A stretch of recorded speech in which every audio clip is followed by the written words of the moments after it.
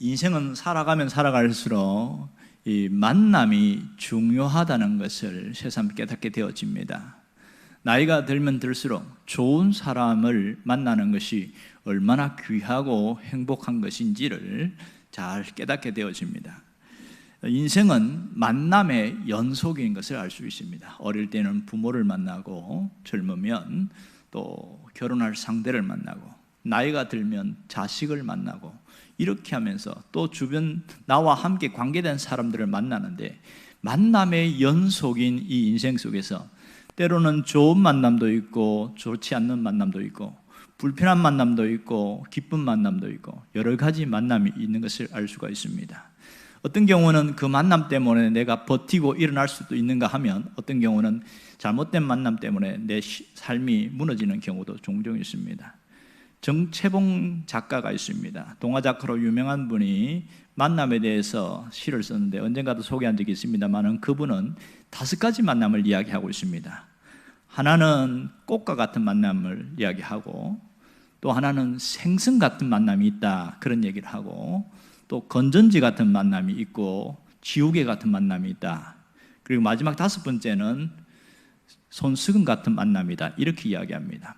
손수건 같은 만남이 가장 인생에서 아름다운 만남이다, 그런 얘기를 했습니다.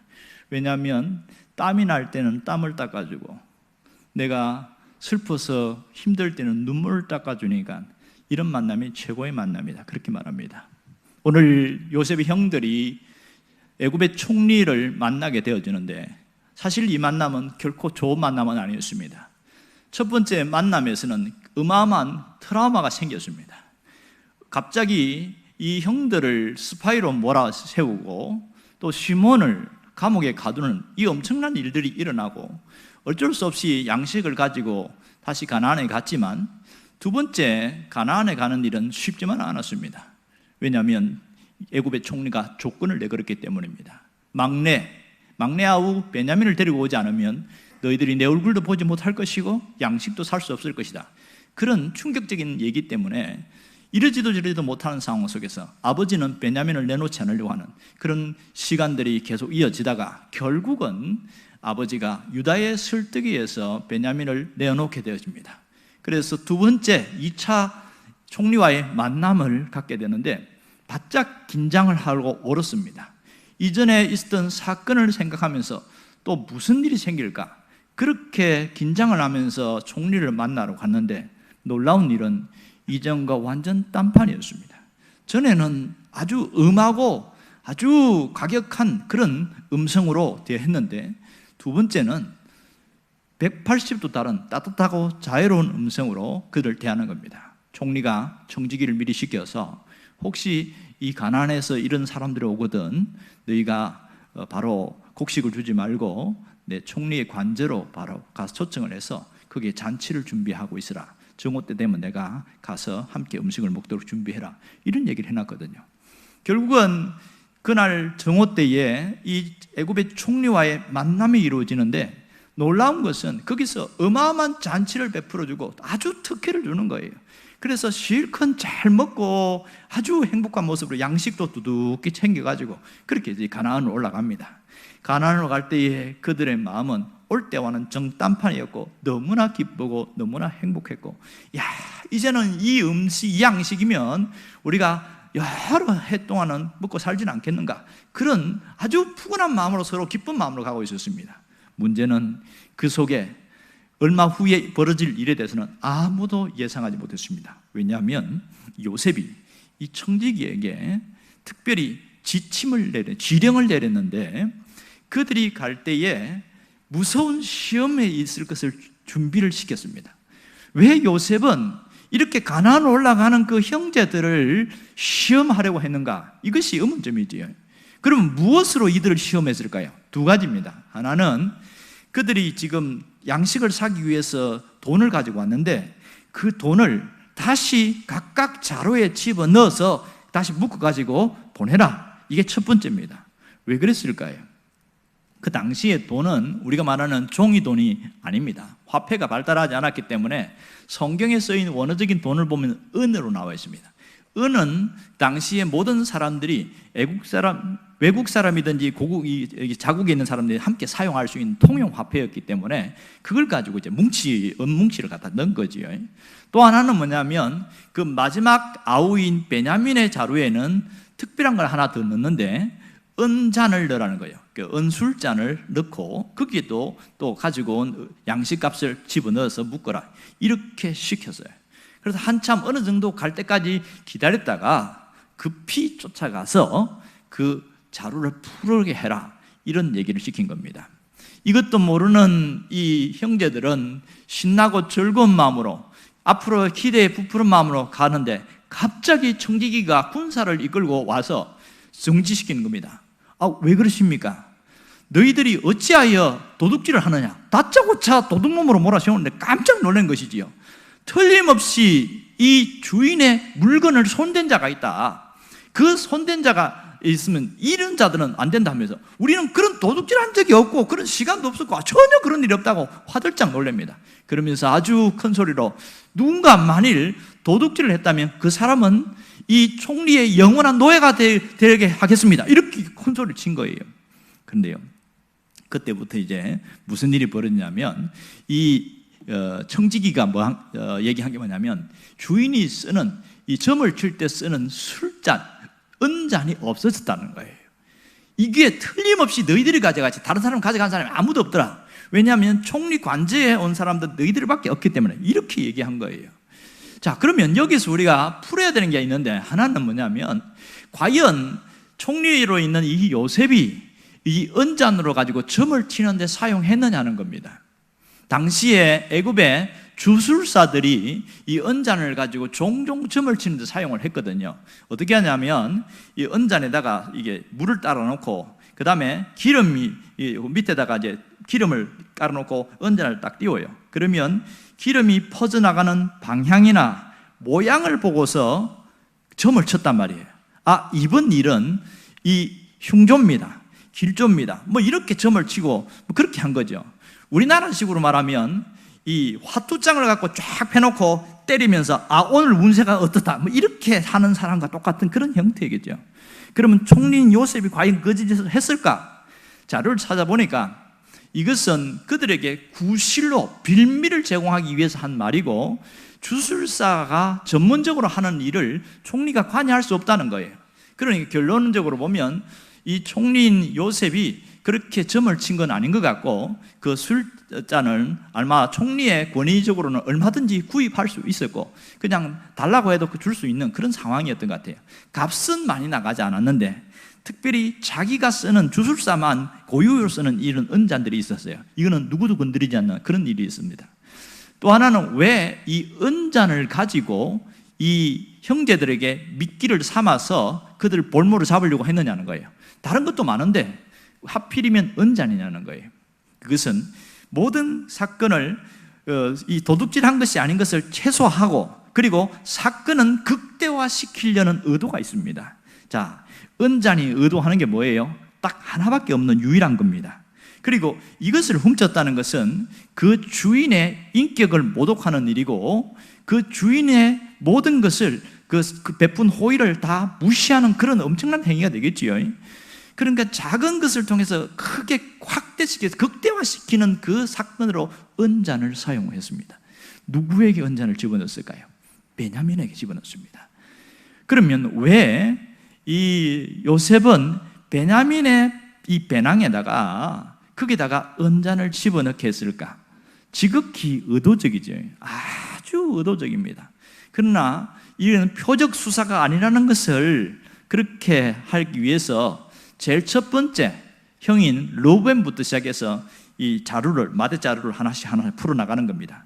자, 오늘 11절에서 13절을 보면 그 이야기가 잘 나와 있습니다. 다시 한번 읽어봅시다. 그들이 각각 급히 자루를 땅에 내려놓고 자루를 각기 푸니 그가 나이 많은 자에게서부터 시작하여 나이 적은 자에게까지 조사하며 그 잔이 베냐민의 자루에서 발견된지라. 그들이 옷을 찢고 각기 짐을 나귀에 싣고 성으로 돌아가니라. 이랬습니다. 자, 베냐민, 시몬, 처음에 로벤부터 했겠죠. 로벤, 시몬, 레위, 유다, 그 다음에 단, 납달리, 갓, 아셀, 이사갈, 스불론 이렇게까지 쫙 이 11명의 형제들의 자료를 풀었습니다. 10명까지. 마지막 아무도 나오지 않았어요. 얼마나 안도감을 가졌을까? 뭐 베냐민이 뭐 괜찮겠지. 얘는 정직하고 얘는 괜찮아. 그랬는데 열어보니까 거기서 은잔이 발견된 거예요. 얼마나 놀랐을까요? 여러분, 나머지 10명의 형들이 각각 무슨 생각을 했을까요? 베냐민의 자리에서 은잔이 발견된 걸 볼 때 베냐민은 뭘 했을까요? 저는 절대로 훔친 적이 없다고 화들짝 놀라겠지요. 형님들, 저는 진짜 안 훔쳤습니다. 이렇게 이야기하는데 증거는 있고, 그럼 어떻게 돼요? 저놈이 우리를 또 이렇게 힘들게 하는구나. 어쩌다가 너 어떻게 했길래 이 은잔이 여기 있게 하느냐고. 네가 안 훔쳤으면 왜 은잔이 이게 있겠냐고. 오만 생각들 말을 하고 싶은데 아무도 말하지 않고 침묵하고 있습니다. 그러나 그들 속에서는 베냐민에 대한 속상함과 화남을 감출 수가 없는 거죠. 얼굴이 벌써 색깔이 달라졌으니까요. 이 일만 아니면 무사히 우리가 가나안에 갈 수 있는데 왜 하필이면 이런 일이 생기게 해서 이렇게 더 어렵게 만드느냐. 이것이 그들의 공통적인 생각이었습니다. 그러나 차마 말은 할 수 없어. 너무 놀래버리면 사람이 아무 말 못하지요. 그냥 다시 주섬주섬 챙겨서 다시 애굽으로 가게 되어지는 그런 상황이 오늘 본문의 내용들입니다. 자, 그러면 이것은 요셉의 의도적인 사건이고 이 형들을 시험하려는 아주 모의 실험과 같은 그런 부분을 할 수 있습니다. 그러면 요셉은 이러한 과정을 통해서 도대체 무엇을 얻기를 원했는가 하는 겁니다. 형들을 시험한 이유가 뭐냐는 거예요. 분명한 것은 여기서 두 가지를 우리가 생각할 수가 있습니다. 하나는 이 형들이 지금 베냐민이 이렇게 위기에 몰렸고 어려움에 빠졌을 때에 과연 이 형들이 어떤 행동을 할 것인가, 이걸 지켜본 거예요. 위기 상황에 빠졌을 때에 형들이 갖고 있는 이 속마음이 뭔지를 모르겠다는 거예요. 그들이 속에 있는 진심이 무엇인지를 알고 싶은데 방법이 없는 거예요. 그래서 생각해낸 게 은잔이었습니다. 이렇게 어떻게 행동하냐에 따라서 그들의 진짜 속마음을 알 수가 있거든요. 또 하나는 이 은잔은 일종의 거짓말 탐지기 역할을 하게 되어진 것인데요. 그러니까 그 형들이 진심으로 변화되었는지 아니면 변화된 척하고 있는 것인지 그것을 끄집어내고 싶어 하는 겁니다. 여러분, 거짓말 탐지기 아시지요? 그것은 사람들이 죄를 안 지은 사람은 아무 미동도 없답니다. 그런데 죄를 지은 사람은 양심에 뜨끔하기 때문에 맥박이 빨라지고 심장이 빨리빨리 뛰고 하기 때문에 변화가 일어난다는 거예요. 금방 드러난다는 겁니다. 그래서 이러한 모습을 통해서 정말 형들이 변화되었는지 안 되었는지 그것을 정확하게 판단하려고 하는 마음이 여기 있습니다. 그래서 요셉이 이 잡혀온 형들 앞에서 어찌하여 이 일을 행하였느냐, 아주 호통을 치면서 얘기하는 거예요. 내가 그렇게 잔치를 벌이고 호의를 베푸는데 너희들은 왜 내 물건을 훔치면서 이렇게 악한 짓을 했느냐. 여기 뭐라고 이야기하겠어요? 그것도 지금 이 요셉의 지금 말이 누구에게 향하고 있습니까? 로벤이 아니고 맨 말자인 베냐민입니다. 베냐민 앞에 불러놓고 너는 어떻게 해서 이 은잔을 훔쳤냐고 다그치는 거거든요. 그때에 형들은 내가 아니니까 괜찮다 이런 생각을 할 거 아닙니까? 그러니까 뭐 막내니까 뭐 어쩔 수 없이 얘가 어떻게 해서 그랬는지는 모르겠는데 그럴 때 베냐민은 절대 아니라고 해도 입을 다물게 만들었겠죠. 자, 이런 상황에 처했다면 이 형들이 어떻게 할까요? 그러면서 요셉이 뭐라고 이야기하냐면 이놈이 범인이니까 얘만 남겨두고 당신들은 가나안으로 가도 괜찮다고 떠나라고 이렇게 얘기를 합니다. 자, 여기에서 형들이 변화가 되지 않았다면 어떻게 합니까? 아이고 잘됐다, 안 그래도 저 속을 썩이고 애를 먹이더만, 아이고 속 시원하다 그러고 핑계를 댈 수 있는, 정당할 수 있는, 합리적으로 누구나 정당할 수 있는 일이 생겼어요. 아버지한테 가도 베냐민이 은잔을 훔쳐가지고 저희들만 왔습니다, 아주 합리화시킬 수 있는 그런 상황이단 말이에요. 누구도 욕할 사람이 아무도 없어요. 그런데 이때에 유다가 났습니다. 유다가 나서서 자기가 하는데 베냐민을 책망하거나 야단하지 않습니다. 이게 굉장히 충격적이에요. 15절 한번 보세요. 지금 요셉이 책망하는 장면이 나오고 있습니다. 어찌하여 이런 일을 행하였느냐. 그런데 유다가 16절을 보면 유다가 나와서 이렇게 말합니다. 함께 읽어봅시다. 유다가 말하되 우리가 내 주께 무슨 말을 하오리까? 무슨 설명을 하오리까? 우리가 어떻게 우리의 정직함을 나타내리까? 하나님이 종들의 죄악을 찾아내셨으니 우리가 이 잔이 발견된 자가 다 내 주의 노예가 되겠나이다 이랬어요. 자, 이건 무슨 얘기냐면 자기가 유다가 하는 말이 이것은 하나님이 우리의 죄를 발견했다 이렇게 이야기합니다. 참 이상하지요. 분명히 눈에 보이기로는 베냐민이 훔친 걸로 되어 있는데 유다는 나서서 이것은 하나님이 우리의 죄를 발견한 것이라고 이렇게 드러내고 있는 이 모습을 여러분 어떻게 생각하세요? 지금 이 은잔을 훔친 이 사건을 가지고 유다는 지금 어떻게 하고 있습니까? 이것은 베냐민의 문제가 아니고 하나님이 우리를 이 범죄한 과거의 사건 때문에 지금 우리에게 벌을 주는 거라 이렇게 던지고 있는 겁니다. 결국은 이 유다는 이 사건과 이 심각한 문제를 하나님 앞에 갖고 나온 거예요. 신앙적인 것이라고 이렇게 이야기하고 있는 거예요. 이게 유다가 하는 말의 핵심 요지입니다. 이것은 사람의 문제가 아니고 신앙적인 문제입니다. 과거에 22년 전에 우리가 어마어마한 죄를 지었는데 그 죄 때문에 우리는 늘 양심의 가책을 느끼고 고민하고 힘들고 이렇게 살아왔는데 드디어 이것은 하나님이 다시 이 베냐민 문제로 우리의 죄를 드러낸 것이다 이렇게 얘기를 하고 있는 거예요. 지금 이것은 베냐민의 문제가 아니라 우리 10명의 형제들이 지었던 과거의 잘못에 대한 문제입니다 하고 요셉 앞에서 이 얘기를 하고 있는 겁니다. 이 얘기를 들은 요셉은 얼마나 놀랐을까요? 얼마나 충격을 받았을까요? 한 번도 그럴 것이 생각하지 않았거든요. 그 전에 요셉의 형들이 조금 뭔가 변한 것 같긴 한데 믿을 수가 없는 거예요. 그런데 결정적인 순간 앞에서 베냐민을 버리고 얼마든지 떠날 수 있고 또 아버지 앞에 가도 정당화할 수 있는 이 사건 앞에서 유다는 이 문제는 신앙의 문제라고 하면서 요셉 앞에서 이걸 드러낼 때에 놀라운 일이 벌어집니다.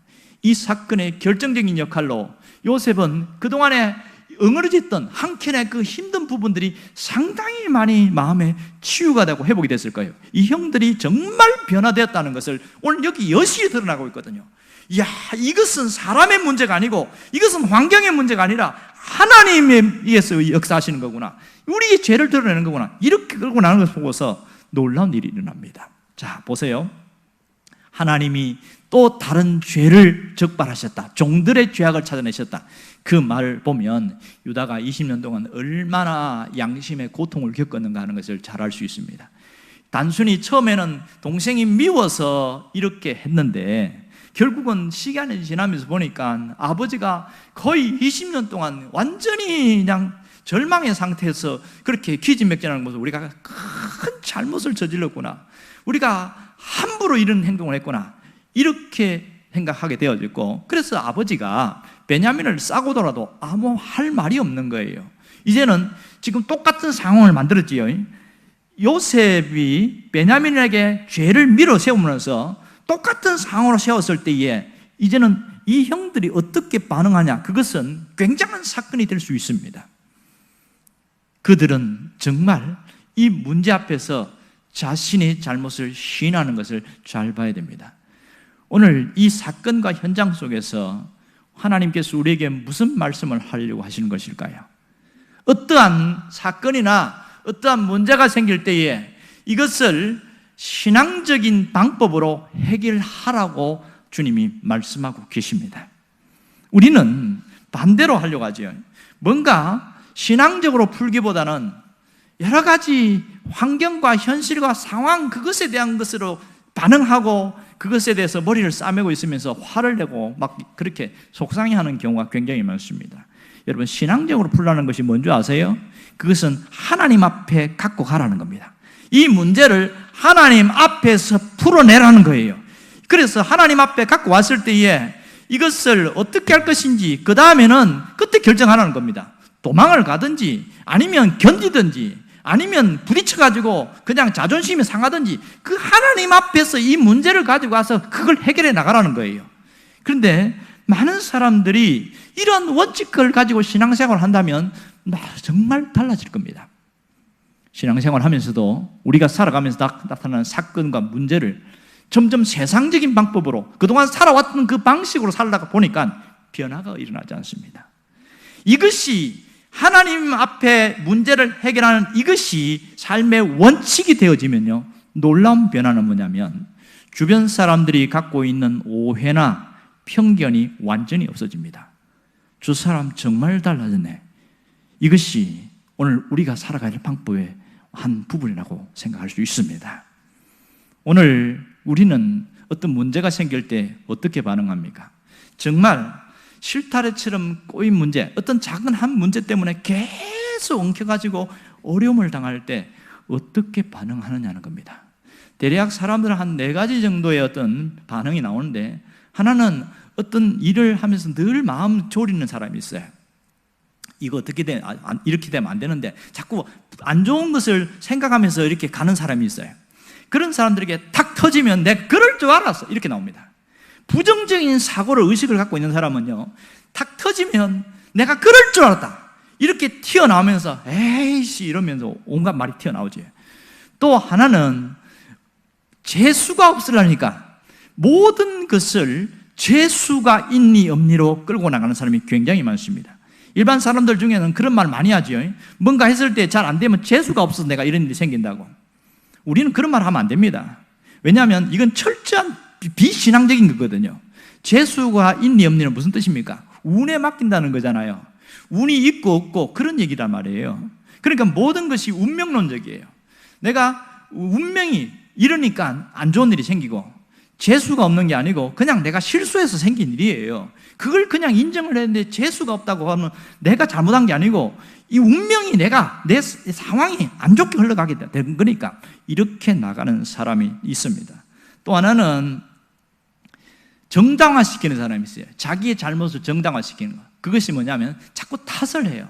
환경을 탓하고 사람을 탓하고, 이리저리 둘러봐도 탓할 게 없으면 조상을 잘못 만나고 내 인생이 이렇게 꼬인다고 탓하고, 끊임없이. 이건 철저하게 비신앙적이라는 것을 알아야 됩니다. 그런데 신앙이 좋다고 하는 사람들이 입술에서 보면 재수라는 말이 나오고, 사람을 탓하고 운명을 탓하고 환경을 탓하고 이렇게 나오는 사람들이 얼마나 많습니까? 왜 변화가 일어나지 않습니까? 내 입술의 말 때문입니다. 내 생각 때문입니다. 세상적인 사고와 세상적인 가치관을 없애버리지 않으면 끊임없이 우리 안에는 세속적인 것이 계속 돌고 돌아요. 삶의 여타에. 그것을 끊어버려야 되는데 그것이 괜찮다고, 별 문제가 없다고 생각하니까 문제가 되는 것이지요. 그러나 이 가운데 소수의 사람들은 어떤 문제가 생길 때, 어떤 사건이 벌어지면 그것을 신앙의 자리로 갖고 가는 사람이 있습니다. 이것을 신앙의 문제로 갖고 가는 사람들이 있더라는 겁니다. 이 문제는 신앙의 문제지 이것은 현상의 문제가 아니다. 그래서 신앙으로 해석하고 신앙으로 보려고 하고 신앙으로 해결을 해보려고 하는 그런 사람들이 있더라는 겁니다. 이것이 우리가 가져야 할 태도라는 것을 알기를 원합니다. 그럼 물어봅시다. 여러분은 어떤 일이 생길 때 그동안 어떻게 해왔습니까? 어떤 문제가 생길 때에 어떤 방식으로 풀어갔냐는 거예요. 내가 잘못해서 생겼던 어떤 문제, 사건을 통해서 거기에 어떻게 반응했냐는 겁니다. 또한 내가 아니고 상대방이, 내가 잘 아는 사람, 가까이 있는 사람이나 함께한 사람들 중에 상대방이 문제를 일으켜서 나에게 직격탄을 맞게 되고 내가 어려움을 당했을 때는 어떤 태도를 취하고 있었습니까? 유다와 같은 이런 모습을 취했다면 정말 신앙적인 사람이고 성숙한 사람이라고 할 수 있습니다. 그러나 많은 사람들이 대부분이 세상적이고 세속적이고 일반적인 그런 방법으로 문제를 풀어내고 반응을 하는 사람들이 굉장히 많습니다. 신앙이 성숙하고 자랐다는 것은 뭘 뜻하냐면 어떤 문제가 생길 때에 신앙의 자리로 갖고 가는 겁니다. 그러면 지금부터 우리가 대단히 중요합니다. 어떤 태도를 취하느냐는 것은 앞으로 내일의 삶의 방향이 새로워지게 되어집니다. 하나님은 어떤 사건이나 문제가 생길 때에 어떻게 하기를 원하실까요? 너의 문제를 신앙의 자리로 갖고 가라는 겁니다. 하나님 앞에 갖고 와서 그 문제를 풀라는 거예요. 그동안 세상의 방법과 세상의 어떤 뭔가를 통해서 뭔가 해결하려고 했다면 이제는 그것을 끊어버리고 신앙의 방법으로 해결하려고 해라. 그것을 주님이 말씀하고 있습니다. 많은 사람들이 교회를 다니기는 하지만 정말 이런 부분에 변화가 되지 않는 사람이 많습니다. 현실적으로 보면 문제가 생기면 정반대의 경우로 현상이 나타나는 경우가 참 많습니다. 어떤 사람은 문제가 생기면 자기 성질대로 해버려요. 자기 분이 못 풀려서 막 성질을 내고 막 그렇게 해서 무조건 성질대로 풀어나가는 사람이 있습니다. 또 한 사람은 문제가 생기면 먼저 사람을 찾습니다. 어떤 사람을 찾아서 그 문제를 해결하려고 하는 그런 성향이 많아요.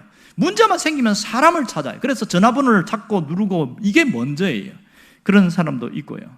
또 어떤 사람은 자기의 문제가 생겼을 때에 이 문제가 무조건 생기면 자꾸만 내가 잘못한 게 아니라고, 자꾸만 내 탓이 아니라고, 자꾸만 뭔가 합리화하고 회피하고 도망가고 뭐 이렇게 자꾸 하는 사람들이 굉장히 많이 있습니다.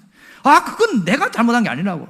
사실은 자기가 조금 관여했음에도 불구하고 자꾸 자기가 발을 빼는 사람이 있어요. 그렇게 나타나는 사람도 있고, 또 어떤 사람은 반대로 자신이 잘못했음에도 불구하고 정당화시켜요. 처음에는 시인했다가 정당화시켜서 자꾸만 밀어내기 시작하는데, 그래서 상대방에 대해서 온갖 말을 끌어내서 거짓말을 하고 작은 말을 부풀려가지고 그렇게 그냥 지나갔는데 이 사람이 지나가면 나를 쳤다고 뭐 한다든지 뭐 이렇게 하면서 엄청나게 부풀려가지고 이게 그렇게 뒷담화를 한단 말이에요. 문제는 그 말이 그 당사자에게 들어갈 때 기가 질려버리는 거예요. 나는 그렇게 한 적이 없고 그런 말 한 적이 없는데, 그러니까 화가 날 거 아니에요. 그래서 만나갖고 서로 치고받고 싸우고 온갖 욕설이 난무하고 그냥 볼썽사나운 그런 일들이 얼마나 많은지 모릅니다. 이런 일이 없어야 되는데 우리가 살아가면서 이런 일이 종종 나타나고 있어요. 가장 악한 게 뭔지 아세요? 알면서 행동 안 하는 사람이 있습니다. 성경을 읽어서 알고 설교를 들어서 알고 알아요. 다 알아요. 그런데 행동은 정반대로 하는 사람이 있습니다. 이 사람은 정말 악한 사람이에요. 내가 연약해서 하려고 하다가 잘 안 되어지는 것은 이해할 수 있지만 알고 있음에도 불구하고 악하게 행동하는 사람, 정말 안타까운 일이지요. 하나님은 우리가 어떤 문제가 생길 때 신앙의 방법으로 해결하기를 원하셔요. 그러면 신앙의 자리로 가까우는 것, 그게 뭡니까? 어떤 문제가 생길 때 위기를 모면하려고 하고 무조건 그렇게 하려고 하지 말고 직면하라는 거예요. 직면, 달리 말하면 정면 돌파하라는 겁니다. 내가 이 문제가 생길 때에 회피하는 것이 이 능사가 아니고 이것을 직면하는 것이 굉장히 중요한 일입니다. 여러분, 직면한다는 것은 뭡니까?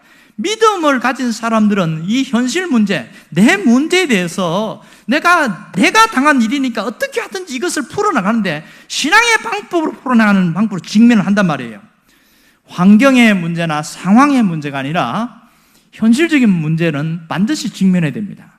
그런데 여러분, 이 두 가지가 있어요. 환경의 문제나 상황의 문제는 그냥 참고 견디면 해결되어져요.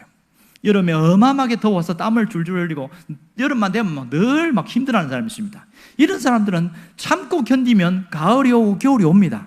괜찮아요. 참으면 돼요. 감기가 들어가지고 일주일 내내 고생하고 있어요. 약을 먹어도 안 들어요. 그런 사람들은 참고 견디면 시간 지나면 낫습니다. 괜찮아져요. 그러나 구조적인 문제는 참고 견디면 큰일 납니다. 구조적인 문제는 즉시 움직여서 나서서 해결을 하려고 해야 되지, 그것은 회피하고 도망간다고 되는 거 아닙니다. 예를 들어서 그런 일이 없어야 되지만 가끔 내가 잘못 실수해서 교통사고를 냈다고 합시다. 이럴 경우에 상대방이 이렇게 쓰러져 갖고 넘어졌어요. 교통사고를 했는데 그때에 피하고 도망가 버리면 심각한 문제가 생기죠. 이럴 때는 차를 세우고 얼른 가서 그 사람 상태를 살피면서 전화를 해가지고 119 전화하고 그 다음에 파출소 전화하고 보험회사 전화하고 그렇게 해서 빨리 조치를 취해야 되는 거거든요. 이건 구조적인 문제이기 때문에 도망가면 안 된단 말이에요. 그런데 우리가 살아가면서 구조적인 문제 앞에서 직면하지 않고 회피하고 도망가려는 사람들이 굉장히 많습니다. 그래서 욕을 먹는 거예요. 그건 정말 신앙의 방법이 아니거든요. 잘못된 방법이라는 것을 알고도 도망가는 사람이 그래서 더 악하다고 이야기한 겁니다. 여러분, 직면한다는 것은 내 문제를 객관적으로 바라보는 겁니다. 아, 내가 잘못했구나. 자기가 잘못한 것을 인정하고 시인하는 것이 객관적으로 바라보는 거예요. 그럼 내가 전적으로 잘못한 건 아니지만 내가 상대방이 잘못했지만 거기에도 나도 영향을 줬구나. 그래서 내 잘못도 한 20, 30% 있네. 그걸 객관적으로 보는 것이 이게 직면이란 말이에요. 또 하나는 이게 뭐냐면 직면이라는 것은 문제에 대해서 자기가 책임지려고 하는 거예요. 어떻게 하든지 이것은 내가 그래도 영향을 줬기 때문에 책임을 지려고 하는 것, 이것이 직면입니다. 여러분, 책임진다는 게 뭔지 아세요? 그 책임진다는 것은 그 무게를 내가 감당하려고 하는 겁니다. 무게를 감당하려고 하는 거. 부모다운 부모가 어떤 부모입니까? 자식을 낳았는데 자식에 대해서 너무 힘들게 한다고 해서 던져버리고 도망가버리면 그건 부모가 아니지요. 자식이 힘들게 하지만 내 자식이니까 품에 끌어안고 그래도 끝까지 보살펴주고 도움을 주고 그렇게 하면서 지켜나가는 거, 이게 책임을 지는 거 아니겠습니까? 하나님은 책임지는 자에게 책임을 주십니다. 하나님은 이 문제를 내가 책임지려고 애를 쓰고 힘들어하는 그 자에게 하나님이 찾아가셔서 직접 도우신다는 사실을 잊지 않기를 원합니다. 책임지는 자에게 하나님도 책임져 주신다는 것을 잊지 않아야 됩니다. 오늘 우리가 어떻게 살아야 할까요? 변화된 자로, 변화된 신앙인으로 살아갈 수 있기를 바랍니다. 신앙생활의 핵심은 변화입니다. 구원 사건의 가장 큰 핵심 뭐냐면 변화예요. 무슨 변화입니까? 신분의 변화지요. 이 신분의 변화, 우리가 구원받았다는 것은 하나님의 자녀로 신분의 변화가 일어났다는 거예요. 이 말은 달리 말하면 내 마음에 변화가 생겼다는 겁니다. 내 가치관, 내 생각하는 가치관에 변화가 일어났다는 거예요. 이전에는 세속적이고 세상적인 것을 더 좋아했는데 내가 신앙을 가지면서 세상의 재미의 즐거움보다 신앙생활을 하나님 섬기는 걸 더 우선시하고, 이게 가치관의 변화란 말이에요. 이런 변화가 일어나는데 문제는 예수를 믿었다고 하는데 변화가 안 일어나는 사람이 있어요. 정말 안 변해요. 가장 고민하는 게 그거거든요. 왜 변하지 않을까? 왜 변하지 않을까? 어떤 분이 그 얘기를 했는데 내가 참 무릎을 쳤습니다. 뭔지 아세요? 하나님을 밀어냈기 때문에 그렇다. 그렇게 이야기한 거예요. 그분의 한 얘기를 보면 로마서 2장 이야기를 하면서 마음속에 하나님 두기를 싫어하며, 그 얘기로 다른 얘기를 풀어나갔는데 저는 이 문제를 고민하다 보니까 그 한마디가 탁 걸린 거예요. 그렇지, 자기가 예수를 믿는다고 하면서 마음속에 하나님 두기를 싫어하게 되어지면 절대 변화는 일어나지 않는다. 신앙생활하고 예수 믿었다는 흔적은 갖고 있고 어떤 표정은 있을지 모르지만 마음속에 하나님 두기를 싫어하는 자는 어떠한 변화도 일어나지 않습니다. 그러면 마음속에 하나님 두기를 싫어하면 내 마음이 진공 상태로 되느냐? 아니에요. 다른 것으로 대체되어집니다. 내가 좋아하는 것이든지 세속적인 것이든지 뭔가 대체되어져서 이렇게 달라지는데요, 그렇게 마음속에 하나님 두기를 싫어하는 사람은 변화가 일어나는 것이 아니라 변질되어 버립니다. 신앙이 변질되어 버리는 것은 바로 이것 때문입니다. 100% 신앙이 변질된 사람들 그 심리 속에 들어가 보면, 그 영적인 깊은 속에 들어가면 그 마음속에 하나님이 없어요. 하나님이 존재하지 않습니다. 우리도 마찬가지예요.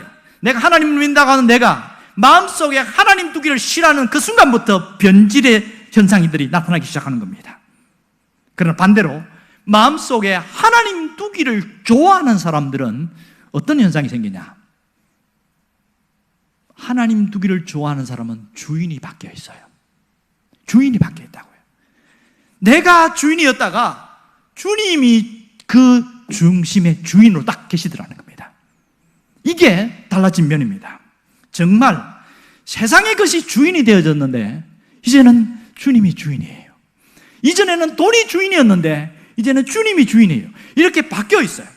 어떤 분은 예수를 믿으면서 내가 변화돼야 돼, 내가 바뀌어야 돼, 내가 변화해야 돼, 그렇게 입으로 노래 부르듯이 말하는데 안 변하고 있어요. 왜 안 변한 줄 아세요? 자기가 변하려고 애를 쓰니까 그래요. 내가 착하게 살려고 몸부림치면 칠수록 어떻게 됩니까? 더 착하게 못 삽니다. 내가 변화되려고 몸부림치는 그것은 순서가 틀렸어요. 먼저 뭐부터 바꿔야 됩니까? 내 마음속에 하나님 두기를 좋아해야 됩니다. 내 마음속에 주인이 바뀌어 있으면 저절로 변화가 일어나기 시작합니다. 저절로. 내가 변화되지 말 안 해도 괜찮아요. 자연스럽게 변화가 일어나기 시작합니다. 그래서 세월이 흐르면 뭔지 몰라도 내가 참 달라져 있어요. 얼굴도 달라져 있고요, 말하는 것도 달라져 있고, 생각하는 것도 달라져 있고, 사람이 확 달라졌어요. 결국은 내가 변화되기를 원한다면 어떻게 해야 됩니까? 내 중심에, 내 마음속에, 내 삶의 중심에 주님이 주인 되어야 됩니다. 그럼 변화된 신앙이 되기를 주의 이름으로 축원합니다. 기도하겠습니다. 우리가 다시 고백하며 주 앞에 기도한 것을 들어주시옵소서. 이 속에 마음의 진심을 담고 내 결단과 결의에 찬 마음으로 기도한 성도들의 기도를 받아주시기를 원합니다.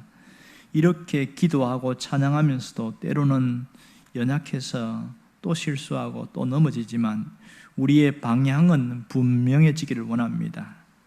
주님은 우리가 변화된 신앙인으로 살기를 원하고 우리가 세상에 묶여있는 모든 문제들이 원활하게 풀어지기를 원하는데 우리는 문제를 풀어가는 방식이 여전히 지금까지 해온 방식대로 세상의 방법대로 하다가 더 꼬이고 더 어려워지고 더 문제 속에 파묻혀 있는 경우가 참 많았는데 오늘부터 달라지기를 원합니다.